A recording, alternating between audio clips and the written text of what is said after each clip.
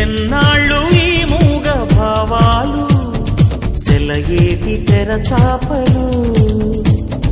నాలోని మౌన గీతాలు నెమలెమ్మ కనుపాపలు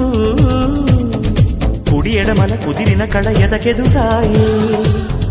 ఉలి తగిలిన శిల మనసున సొద మొదలాయే